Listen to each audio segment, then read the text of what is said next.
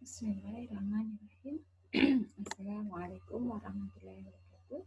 Selamat pagi teman-teman. Hari ini saya akan memberikan materi yang kemarin belum saya upload ya, tentang asuhan keperawatan pada anak dengan berkebutuhan khusus. Di sini nanti saya akan membahas mengenai garis besar apa itu anak berkebutuhan khusus. Untuk asuhan keperawatannya bisa Anda lengkapi dan Anda cari lebih detail lagi seperti apa sih asuhan keperawatan pada anak dengan kebutuhan khusus. Oke, sesuai dengan RPP saya akan menjelaskan mengenai dua hal, yaitu autisme dan ADHD, di mana nanti kita akan mempelajari bersama apa itu definisi dari kedua kebutuhan khusus ini, kemudian etiologi, manifestasi atau ciri-ciri yang tampak pada anak dengan autisme atau ADHD, kemudian apakah ada pemeriksaannya, apakah benar pelaksanaannya bagaimana, sampai dengan aspeknya. Oke, yang pertama kita bahas mengenai autis. Nah, tentunya kita sering mendengar kalau ada orang yang asik dengan dunianya sendiri, maka dia disebut dengan autis ya. Wah, ini dia sedang autis dengan dirinya sendiri nih, lagi autis gitu ya. Jadi, apa sih sebenarnya autis? Kenapa kita sering mendengar istilah itu, tapi bukan dalam arti autis yang sebenarnya. Sebelumnya kita lihat epidemiologinya. Jadi menurut CDC, autis terdapat pada 1 dari 100 kelahiran. Di kasusnya lumayan langka, yaitu terdapat 1 dari 100 kelahiran hidup. Berdasarkan statistik Departemen Pendidikan Amerika Serikat, angka pertumbuhan autisme 10-27% per tahunnya. Sementara National Institute of Mental Health Amerika memperkirakan bahwa antara 2 dan 6 per 1.000 orang mengalami autisme, di mana prevalensi laki-laki 4 kali lebih besar daripada perempuan. Hal ini belum ada penjelasan lebih detail ya, kenapa laki-laki 4 kali lebih besar dari perempuan, tapi faktanya menurut penelitian laki-laki jumlahnya 4 kali lebih besar dari perempuan. Nah, apa sih sebenarnya autisme itu? Kalau kita lihat dari asal katanya, autisme berasal dari kata autos yang berarti aku. Secara non-ilmiah, autisme adalah semua anak yang mengarah ke dirinya sendiri.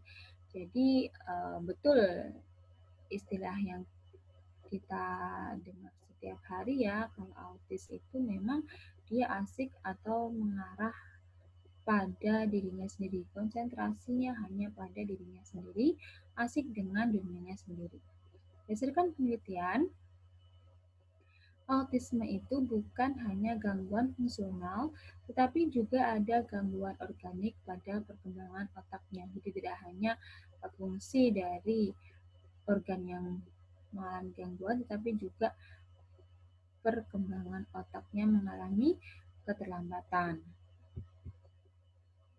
Autisme merupakan adanya gangguan dalam bidang interaksi sosial, komunikasi, perilaku, emosi, dan pola bermain, serta gangguan sensoris dan perkembangan terlambat atau tidak normal.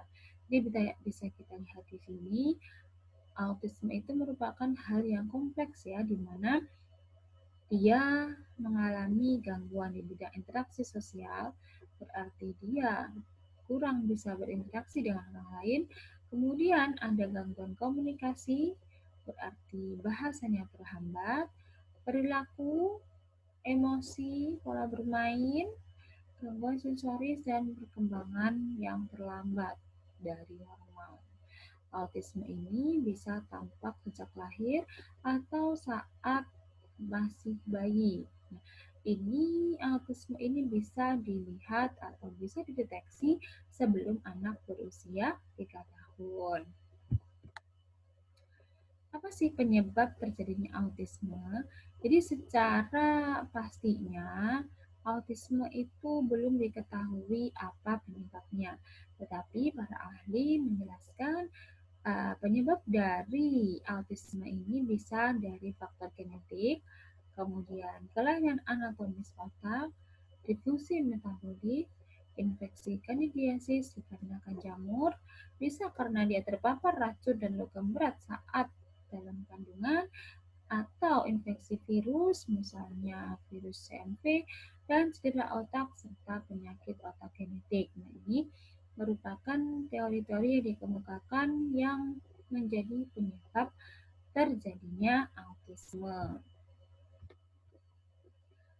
Bagaimanakah manifestasi klinis dari autisme? Karena dia mengalami gangguan interaksi sosial, maka yang kita lihat dari anak autisme adalah dia melakukan penarikan diri. Kemudian ada gerakan tubuh yang stereotipik, kebutuhan kesamaan yang mencolok, minat yang sempit, dan keasikan dengan bagian tubuh. Anak biasa duduk pada waktu lama, sibuk pada tangannya, dan menatap pada objek tertentu.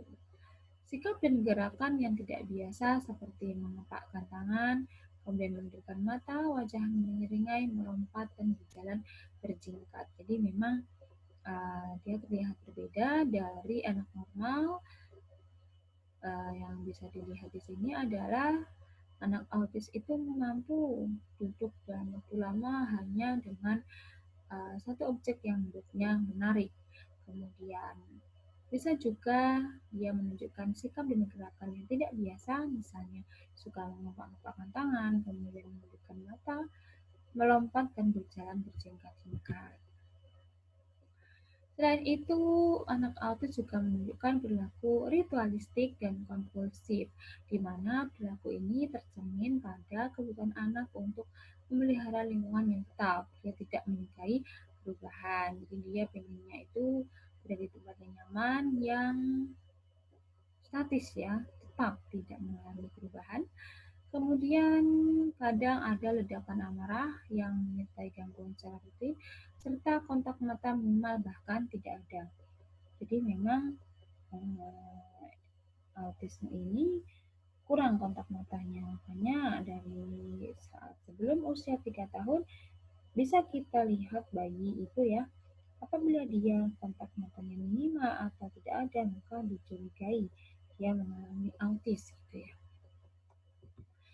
Nah, selanjutnya untuk lebih detailnya, bagaimanakah ciri-ciri autisme di bidang komunikasinya, kemudian interaksinya? Jadi ciri-ciri autisme di bidang komunikasi tentunya karena dia komunikasinya terhambat, maka perkembangan bahasanya lambat ya. Dia tidak cepat menguasai bahasa karena memang ada masalah di otaknya ya. Kemudian jadinya dia kurang dalam perkembangan bahasanya atau perkembangan bahasanya lambat. Kemudian terlihat seperti memiliki masalah pendengaran dan tidak memperhatikan apa yang dikatakan orang lain. Kata terlihat di sini berarti sebenarnya dia itu tidak mengalami masalah pendengaran, tapi karena dia cuek dan tidak memperhatikan orang lain, maka seakan-akan dia itu tidak bisa mendengar. Karena komunikasi atau bahasanya yang lambat, anak autis ini jarang berbicara, bahkan sulit untuk diajak bicara. Perkataan yang disampaikan tidak sesuai dengan pertanyaan. Ditanya apa, jawabnya apa. Dia kata-katanya atau berbicara itu seenaknya sendiri tanpa istilahnya dua arah atau nyambung ya kalau diajak berbincang. Kemudian, anak autisme juga mengeluarkan bahasa yang tidak dipahami oleh orang lain, dan yang khas juga adalah anak autis suka meniru perkataan atau pembicaraan orang lain yang disebut ekokalia. Ekokalia. Jadi, autis ini kalau ditanya bukannya menjawab ya, tapi dia akan cenderung menirukan perkataan atau pembicaraan orang lain tersebut. Yang kedua, ciri-ciri autisme di bidang interaksi sosial, tentunya karena dia menarik diri sehingga anak autisme ini suka menyendiri, sering menghindari kontak mata, dan selalu menghindar dari pandangan muka orang lain. Dia tidak mau sama sekali untuk melakukan kontak mata. Kemudian, dia tidak suka bermain dengan temannya dan sering menolak ajakan teman. Dia suka memisahkan diri dan duduk memojok. Nah, siapa yang suka seperti ini ya? Berarti dia mengalami autisme ya, autisme dalam tanda kutip. Nah, untuk selanjutnya pada gangguan indera, anak autisme ini lebih sensitif pada sentuhan. Jadi dia itu tidak suka disentuh. Begitu ada sentuhan sedikit saja dia sudah merasa risih dan sensitif ya. Kemudian tidak suka dipegang atau dipeluk. Sensitif terhadap bunyi yang keras, misalnya dia marah ya kalau mendengar bunyi-bunyi yang keras. Suka mencium atau menjilat mainan. Kurang sensitif pada rasa sakit dan kurang memiliki rasa takut. Jadi karena kurang sensitif, dia jadi kurang takut juga ya apa-apa dilakukan sendiri gitu. Untuk pola bermain, tentunya karena dia menarik diri, anak autis tidak suka bermain selayaknya anak-anak di usianya. Anak-anak yang lain suka main dengan temannya, suka berinteraksi, misalnya bermain dengan cooperative play. Untuk anak autis, dia tidak suka bermain selayaknya anak-anak. Kemudian suka memutar atau melempar dan menangkap kembali mainan. Jadi suka mainan sendiri ya dengan salah satu objek itu diputar, dilempar, ditangkap kembali gitu ya. Sukanya mainan seperti ini. Tidak suka bermain dengan rekan seusianya, sama ya, dia tidak mau bermain dengan teman-temannya. Jika menyukai suatu benda akan terus dipegang dan dibawa kemana-mana. Karena anak autis ini fokus pada satu benda ketika atau dia tertarik pada suatu benda yang menurutnya bagus. Ketika dia sudah suka terhadap benda tersebut, dia akan terus memegang dan dibawa kemana-mana. Untuk tingkah laku anak autisme, biasanya dia bersifat hiperaktif atau hipoaktif. Jadi tidak selalu hiperaktif ya, tapi juga ada yang benar-benar hipoaktif. Melakukan gerakan yang sama secara berulang-ulang, misalnya goyang-goyang, goyang-goyangkan kaki atau mengepakkan tangan tadi. Kemudian berputar-putar, suka merusak dan sebagainya. Ini kalau timbul perilaku amarahnya ya atau hiperaktifnya. Dia suka merusak benda-benda di sekitarnya. Nah, bagaimanakah identifikasi autisme pada saat bayi dan anak-anak? Jadi kita bisa lihat atau kita kaji bagaimana reaksi anak saat bayi ataupun saat toddler. Kita lihat kalau ada ciri-ciri seperti ini atau kita periksa dengan alat deteksi dini autisme, maka nanti ada suspek atau kecenderungan untuk mengalami autisme. Yang pertama adalah anak autisme memiliki kecenderungan sangat terpukau pada benda tertentu. Tadi ya, benda yang dianggap itu biasa saja oleh anak-anak normal, tapi untuk anak autis benda itu bisa jadi sangat menarik, sangat terpukau pada benda tertentu. Kemudian temperamen yang pasif umur 6 bulan dan iritabilitas yang tinggi. Nah, anaknya pasif, tidak mau diajak bercanda, bahkan ketika diajak ciluk gitu dia tidak merespon. Ini hati-hati gitu ya, warning. Kemudian tidak bereaksi jika namanya dipanggil. Nah, ketika dipanggilnya diam aja ya, padahal anak autis itu sebenarnya bisa mendengar, bukan berarti dia itu tuli. Kemudian tidak mau tersenyum jika diajak tersenyum tadi ya, misalnya diajak celuk atau diajak bercanda tersenyum, dia tidak membalas tersenyum, alias muka datar ya. Nah, ini ekspresi muka yang kurang hidup, jadi flat ya, mukanya datar, inosen ya, tidak ada ekspresi wajah gitu ya. Interaksi sosial yang kurang, gangguan komunikasi pada saat usia 1 tahun, dan bahasa tubuhnya yang kurang. Jadi bukan hanya verbalnya, tapi non verbalnya juga kurang. Apalagi ini pada saat 1 tahun kok dia belum bisa bicara, dan tentunya ditunjang dengan tadi ya lebih ke interaksinya, interaksi sosialnya. Harusnya anak 6 bulan itu kan sudah aktif, sudah diajak senang bisa, juga juga senang, tapi kalau ini kok diam saja, ekspresi mukanya datar, kemudian tidak mau tersenyum, nah ini bisa dicurigai mengalami autis. Ini jenis autis. Jadi autis ini ada beberapa jenis. Yang pertama adalah autis persepsi. Nah, autis persepsi ini adalah autisme yang timbul sebelum lahir dengan gejala kecemasan terhadap rangsangan di luar. Untuk autis reaktif, ini ditunjukkan dengan gejala penderita membuat gerakan tertentu yang berulang-ulang dan kadang disertai kejang dan dapat diamati pada usia 6-7 tahun. Sementara autis yang timbul ini diketahui setelah anak besar dan akan kesulitan dalam mengubah perilakunya. Nah, hati-hati ya, ada autis yang timbul kemudian ya.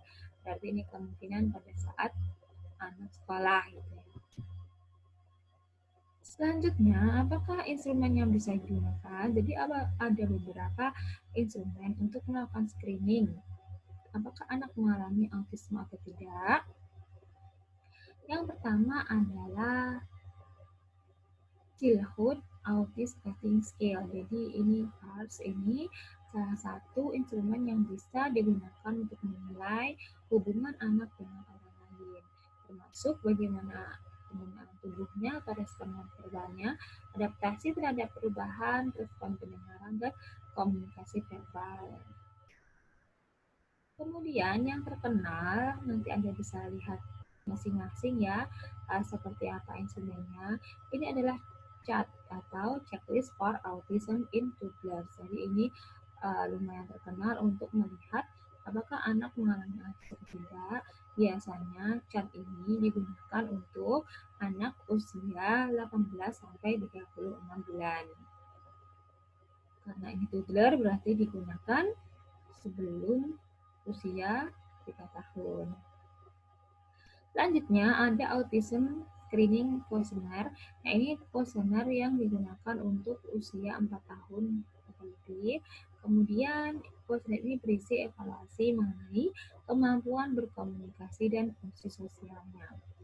Jadi dari checklist ini nanti akan menunjukkan apakah anak itu mengalami autis atau tidak. Tentunya ini adalah screening berdasarkan kuesioner dulu. Ketika dicurigai mengalami autis, kita bisa lakukan pemeriksaan selanjutnya. Untuk klasifikasi autis, jadi autis itu semua anak autis tidak sama ya untuk tingkatannya. Ada autis ringan, sedang, dan berat. Untuk autis ringan, ini biasanya kontak mata ada walaupun tidak lama. Kemudian sedikit respon saat dipanggil, ada sedikit ekspresi mukanya dan komunikasinya sesekali. Dia namanya autis ringan, dia masih bisa diajak bicara, masih respon ketika dipanggil, ekspresi mukanya juga masih ada perubahan sedikit dan komunikasi hanya sesekali. Untuk autis sedang, ini sedikit kontak mata, jadi kontak matanya ada sedikit, tapi tidak ada respon saat dipanggil. Anak autis sedang juga akan mengalami agresif hiperaktif, menyakiti diri sendiri, acuh, dan bersikap stereotip. Sementara untuk autis berat, ini dia sudah menunjukkan tindakan yang sangat tidak terkendali. Tetap melakukan perbuatan walaupun dicegah, memukul kepala, dan berhenti saat lelah. Jadi untuk autis berat ini sudah lumayan sangat membutuhkan kesabaran orang tua ya, karena tindakannya itu sudah tidak terkendali dan dia akan melakukan sesuatu yang sudah dicegah.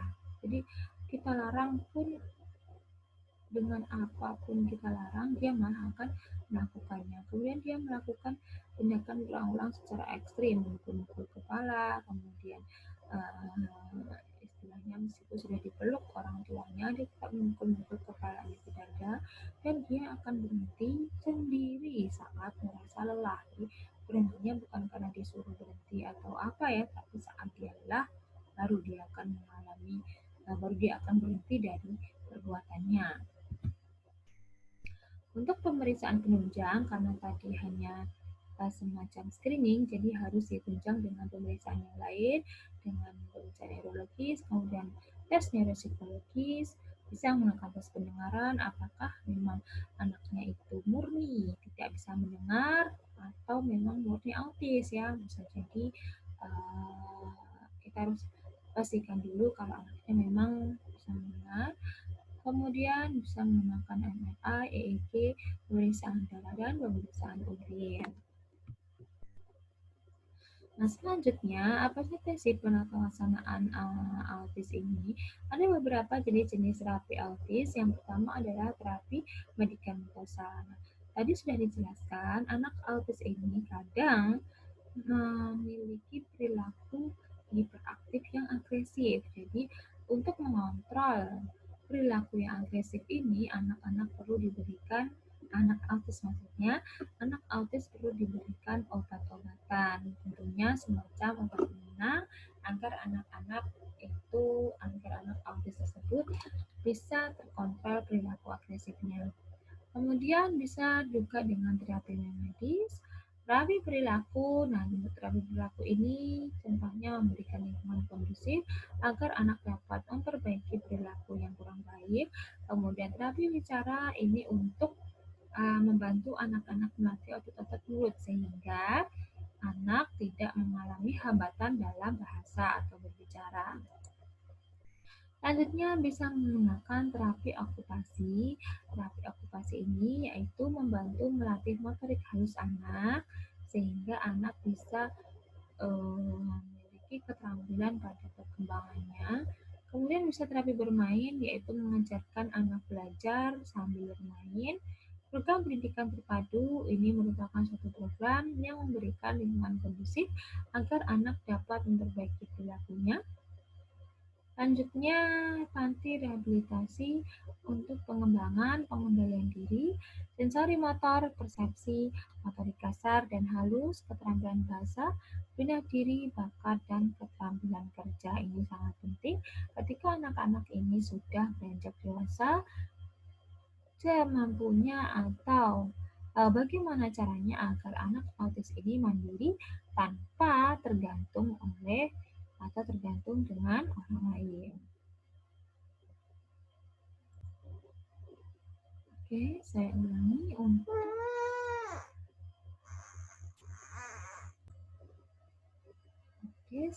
lagi untuk program pendidikan terpadu ini biasanya dilaksanakan di sekolah reguler di mana dalam kasus tertentu anak autis akan dilayani di kelas khusus untuk remedial atau untuk layanan-layanan yang lain. Biasanya kita bisa lihat ya kelas-kelas inklusif di mana dia kelas reguler atau kelas normal. Nah, anak-anak yang berkebutuhan khusus ini dijadikan satu untuk saling membantu dan biar dia itu bisa belajar, dia bisa mengikuti atau paling tidak dia bisa bergaul dengan orang lain agar tidak semakin terpuruk dan dia bisa memenuhi perkembangan gitu ya dengan melihat anak-anak normal gitu harapannya. Itu yang saya ingin koreksi ya di jenis terapi pada bagian program pendidikan terpadu.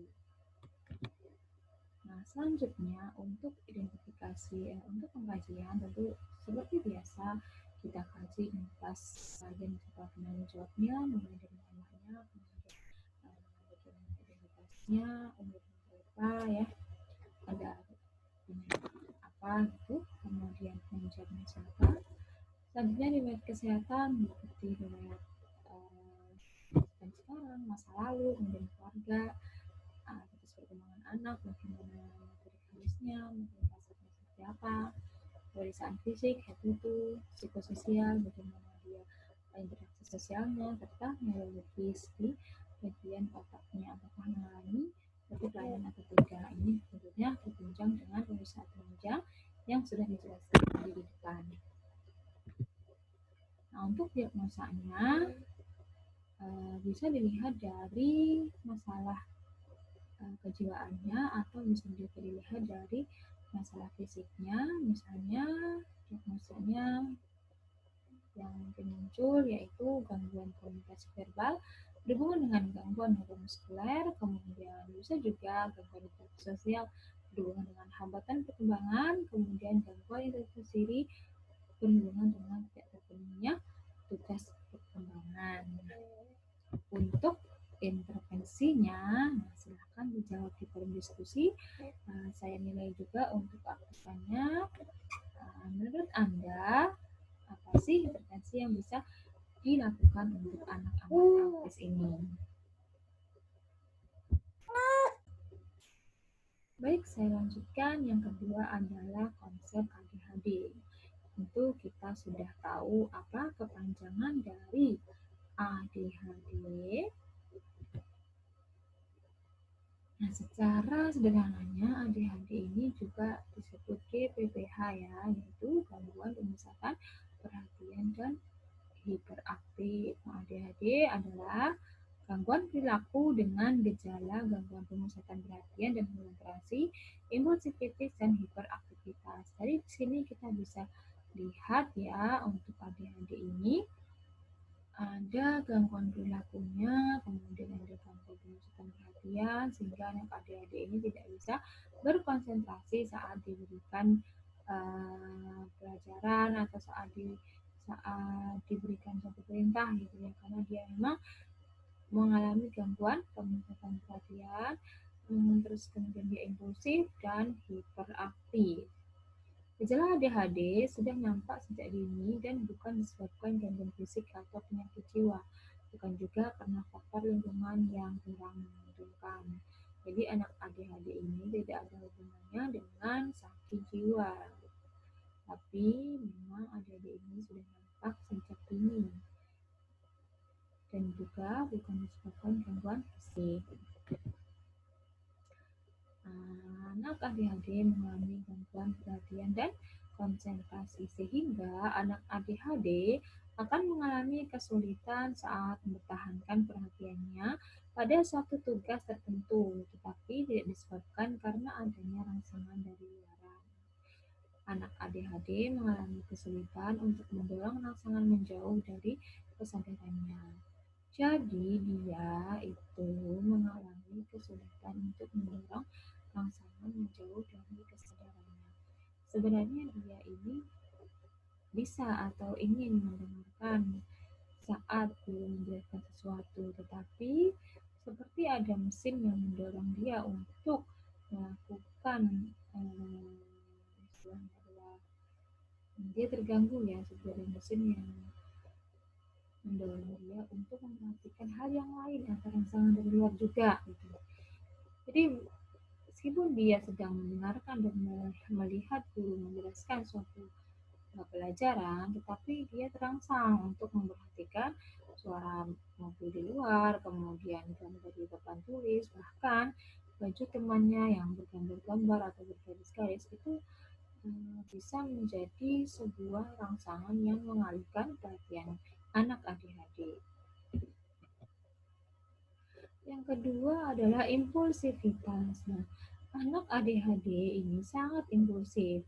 Apakah itu impulsif? Yaitu dia itu suka berbuat tanpa memikirkan akibat yang terjadi.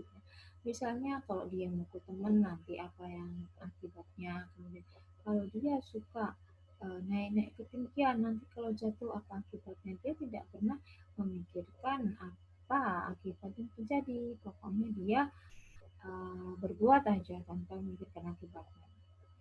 Kemudian, anak ADHD mempunyai kekurangan pada kerja sistem kontrol yang merupakan dan fungsi rem yang dapat mengatur perilaku. Nah, jadi pada anak-anak yang normal ada suatu sistem di mana dia bertugas untuk mengontrol perilaku. Tapi pada anak ADHD dia tidak atau kekurangan sistem kontrol sehingga perilakunya tidak terkendali. Perkembangan fungsi sistem kontrol anak normal itu sebenarnya mengikuti usia anak. Jadi semakin dewasa, fungsi sistem kontrolnya semakin baik. Makanya anak hiperaktif sekalipun, dalam arti hiperaktif yang normal ya, anak aktif sangat aktif, ketika dia sudah mulai dewasa, maka keaktifannya akan mulai berkurang karena fungsi sistem kontrolnya sudah mulai baik. Sedangkan pada anak ADHD ini sering mengalami ketertinggalan. Jadi meskipun dia sudah besar, kadang sistem kontrolnya ini belum sesuai atau tidak sama dengan anak normal. Yang ketiga, anak ADHD mengalami hiperaktivitas. ADHD sejak dini menunjukkan gejala selalu bergerak, tidak pernah tenang, mudah tegang, dan frustasi. Jadi ketika dia mengerjakan sesuatu yang dia tidak bisa, dia akan mudah frustasi. Dan sejak awal dia memang menunjukkan gejala tidak bisa diam, selalu bergerak, tidak pernah tenang, dan tadi impulsif tadi ya. Kemudian anak ADHD membutuhkan banyak energi untuk dapat diam dan tenang. Berbeda dari anak normal ya. Kalau anak normal dia membutuhkan tenaga untuk banyak bergerak, tapi untuk anak ADHD dia membutuhkan energi ekstra untuk bisa tenang dan diam. Pokoknya istilahnya adalah apa ya? Tidak mau diam gitu ya. Kalau diam itu nggak asik gitu ya. Kalau diam itu nggak dia banget gitu ya untuk anak ADHD. Kemudian, semakin bertambah usia, hiperaktivitasnya dapat berkurang. Anak ADHD memiliki keparahan perilaku yang beragam. Sama seperti anak autis, anak ADHD pun juga tidak sama untuk keparahan perilakunya, tapi dia bertingkat ya sesuai dengan klasifikasi atau jenisnya. Nah, ini tipe-tipe ya. Jadi kalau di ADHD itu ada tipenya. Tipe 1 ini anak ADHD mengalami keterlambatan perkembangan dengan gejala ringan. Nah, pada anak tipe 1 ini, masalah perhatian dan hiperaktivitasnya tidak terlalu tampak atau masih tahap wajar dan ringan. Tipe 2, hiperaktivitas dan impulsivitas paling menonjol. Jadi kalau di tipe 2, hiperaktivitas dan impulsivitasnya yang menonjol karena ini termasuk murni ADHD. Gejala lebih parah dari tipe 1 dan tidak ada komorbiditas. Tipe 3, gangguan perhatian dan hiperaktivitas dengan komorbiditasnya fungsi kognitif. Jadi selain gangguan perhatian dan hiperaktivitas, dia juga mengalami gangguan fungsi kognitif, misalnya gangguan memori dan gangguan rasa takut. Jadi dia itu tidak mengalami rasa takut dan tidak pernah berpikir saat berbuat. Lalu tipe 4 ini termasuk ADHD dengan kendak sadar, di mana kendak sadar ini gangguan perilaku yang parah dalam bentuk agresif, perilaku bermasalah dan antisosial. Ini tentunya yang paling berat karena dia sudah mengalami gangguan perilaku yang parah, agresif ya, nggak hiperaktif lagi, tapi sudah agresif, perilaku bermasalah dan antisosial. Gejala utamanya adalah impulsivitas dan hipereksibilitas. Jadi benar-benar Anda bisa bayangkan ya, tipe ADHD yang tipe 4 ini benar-benar luar biasa. Selanjutnya, untuk perkembangan anak ADHD, dilihat dari perkembangan kognitif, anak dengan ADHD mengalami kelemahan dalam mengingat, menyusun konsep serta kelancaran berbicara. Jadi hampir sama dengan autis, anak ADHD ini mengalami masalah dalam berbicara. Untuk perkembangan motoriknya, motorik kasar anak ADHD mengalami kesulitan dalam keseimbangan melompat, berlari, atau naik sepeda. Untuk motorik halus, anak mengalami kesulitan dalam mengancingkan baju, memakai tali sepatu, mengunting, mewarnai, dan tulisannya sulit dibaca. Karena memang motorik halus itu berhubungan dengan keterampilan. Jadi kalau anak motorik halusnya kurang, dia akan kesulitan mengancingkan baju, memakai sepatu, tali sepatu, dan menulis. Untuk perkembangan emosi dan sosial, anak ADHD sering terlibat perkelahian, senang menyela karena dia memang tidak sabar menunggu antrian ya. Jadi dia akan senang menyela atau memotong entah itu pembicaraan atau antrian ya, atau istilahnya kalau sedang bersama-sama gitu ya, dia senang mengalah, serta tidak disukai atau ditolak teman-temannya, sehingga anak ADHD ini lemah dalam sosialisasi atau tadi ya hampir sama dengan autis, dia tidak suka bersosialisasi. Untuk perkembangan bahasa dan komunikasi, anak ADHD memiliki kesulitan memusatkan perhatian, impulsif dan hiperaktif. Maka secara tidak langsung hal ini dapat mempengaruhi kemampuan anak dalam berbahasa, sehingga anak juga mengalami kesulitan komunikasi. Ketika anak tidak bisa memerhatikan atau memusatkan perhatian, tentu saat diajari bahasa dia mengalami masalah, dia tidak bisa fokus, tidak bisa segera paham terhadap apa yang diajarkan sehingga kemampuan bahasanya kurang bagus. Kalau bahasanya kurang bagus, maka otomatis dia akan mengalami kesulitan dalam komunikasi. Nah, apa dampak ADHD terhadap aktivitas anak? Ada beberapa dampak ADHD terhadap aktivitas anak. Yang pertama adalah anak sering melakukan kesalahan atau gagal menyimak karena memang dia tidak fokus atau gagal dalam memperhatikan sesuatu. Sering sulit memusatkan perhatian terus-menerus, jadi tidak bertahan lama ketika dia harus memusatkan perhatian. Paling 5 menit sudah syukur ya untuk anak ADHD. Sering tampak tidak mendengarkan kalau diajak bicara, cuek ya. Kalau diajak bicara kayaknya tuh dia nggak dengerin gitu. Sering tidak mengikuti instruksi, sering menghindar, tidak menyukai atau enggan melakukan tugas yang butuh pemikiran. Apalagi ini ya, dia itu anak ADHD itu kan lemah dalam konsep menyusun konsep ya, sehingga kalau diajak untuk mengerjakan tugas yang butuh konsentrasi pemikiran, dia sering menghindar, sering kehilangan barang yang dibutuhkan, jadi dia lupa ya di mana tadi naruhnya, sering mudah beralih perhatian oleh rangsangan luar, sering lupa mengerjakan kegiatan sehari-hari, dan sering menggerakkan tangan atau kaki saat duduk ya, tanpa sadar bahwa dia menggerak-gerakkan atau istilahnya tidak mau diam ya, entah dia menggerakkan tangan ataupun kaki. Kemudian karena konsentrasinya itu kurang bagus, dia sering meninggalkan tempat duduk, sering berlari atau memanjat berlebihan, sering tidak mampu melakukan atau mengikuti kegiatan dengan tenang, selalu bergerak seolah tubuhnya didorong oleh mesin. Jadi karena hiperaktif sekali ya, udah hiper sekali lagi, hiperaktif sehingga dia selalu bergerak seakan-akan ada mesin yang terus melepaskan energi ya, ada mesin yang selalu menggerakkan tubuhnya sehingga dia tidak mau diam. Sering terlalu banyak bicara, tapi bicaranya tidak jelas ya, bicaranya itu tidak bermakna. Sering memberi jawaban ketika ditanya, ya ini maksudnya sering menyela tadi, ketika ditanya dan selesai dia sudah menjawab, sering sulit menunggu giliran, tidak mengantri, dan sering memotong atau menyela pembicaraan. Sama halnya dengan autisme, ADHD juga ada alat untuk deteksinya. Deteksi dini ADHD dilakukan pada anak usia 3-6 bulan ke atas.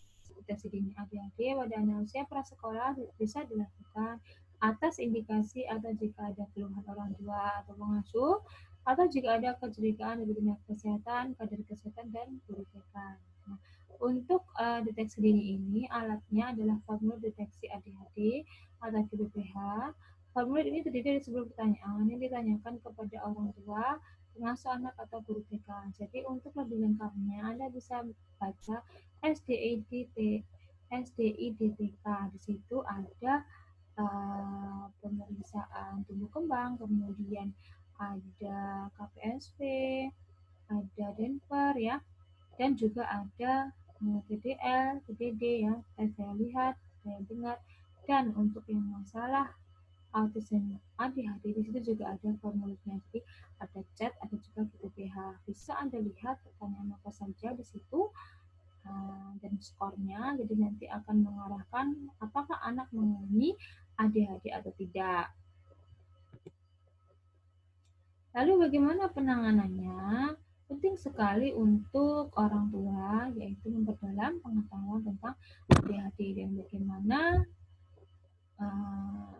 bisa mencari hal-hal yang bisa mempengaruhi pada kehidupannya. Kalau orang tua ini sudah paham betul tentang ADHD, kemudian bagaimana gangguan ini berpengaruh pada kehidupan, maka diharapkan orang tua bisa menangani masalah anak.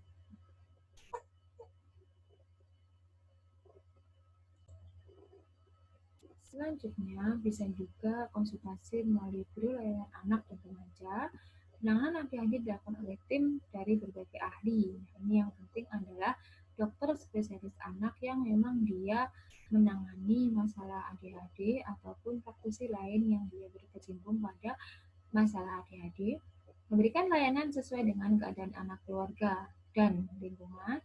Kombinasi pemberian obat-obatan dan terapi perilaku, nah ini sama hal dengan autism, yaitu dengan medikamentosa, yaitu pemberian obat-obatan untuk mengatasi perilaku-perilaku beraktivitasnya, proaktif mencari informasi dari hasil penelitian terbaru. Nah, seperti apa sih patofisnya? Jadi memang ADHD ini berkaitan dengan korteks cerebri pada lobus temporal dan parietal serta prefrontal cortex. Pada pasien ADHD, mengindikasikan kurang aktifnya bagian ini dengan melemahkan hubungan dengan bagian otak yang lain. Pasien ADHD yang memiliki lesi pada bagian PVC sering merasa kebingungan, kesulitan berkonsentrasi dan mengorganisir sesuatu. Anak menjadi lebih aktif dan bertingkah laku berlebihan. PVC dihubungkan dengan sel piramid yang juga diperantarai oleh noradrenalin, katekolamin, atau dopamin. NA dan DA dikeluarkan bergantung dengan arahan dari PVC. Terlalu rendah dalam keadaan lelah atau bosan, atau terlalu banyak dalam keadaan stres terkait dengan fungsi PVC-nya. Jadi ini berkaitan dengan uh, suatu mediator noradrenalin, katekolamin, dan dopamin di dalam otak. Nah ini contoh dari pathway-nya sehingga bisa ditarik suatu diagnosa keperawatan. Ini misalnya kita ambil satu, banyak sekali diagnosanya ya, tergantung dari kasus. Misalnya, ketidakefektifan performa peran. Nah, ini yang hubungan peran. Dan dilakukan tindakan perawatan selama 24 jam diharapkan masa teratasi. Dengan berhasil, kinerja pengasuhan usia prasekolah, menunjukkan hubungan saling sayang, memberikan aktivitas perkembangan, berinteraksi, mulai komunikasi, mendukung interaksi, dan mengatur lingkungan.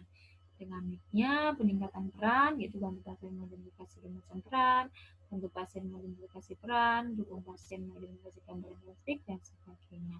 Tentunya ini bisa dikaitkan dengan kasus yang ada. Kemudian, tentu Anda sudah mendengar dari adik kelas ya, kalau sekarang N3N itu sudah beralih ke 3S ya. Nah, dan teknik sudah beralih ke SDKI, SLKI, dan SIKI. Jadi, Anda bisa mulai membaca buku 3S dan menemukan cara membuat asuhan keperawatan berdasarkan 3S ya, karena sesuai dengan namanya standar, berarti nanti untuk UKOM kita memakai yang 3S. Tapi tentunya ini kebijakan karena memang Anda belum diajari ya, tapi masih menggunakan kurikulum yang lama, yaitu dengan menggunakan 3M. Nah, ini contoh risiko keterlambatan perkembangan. Bisa Anda lihat sendiri, bisa Anda cari sendiri diagnosa apa lagi yang tepat untuk kasus ADHD. Baik, demikian yang bisa saya jelaskan. Ada pertanyaan bisa langsung ditanyakan atau ditulis di forum diskusi. Mohon maaf jika forum diskusinya slow respon ya, karena akan lebih cepat jika Anda langsung bertanya ke WA ya. Demikian yang bisa saya berikan. Ada salah saya mohon maaf. Saya akhiri. Wassalamualaikum warahmatullahi wabarakatuh.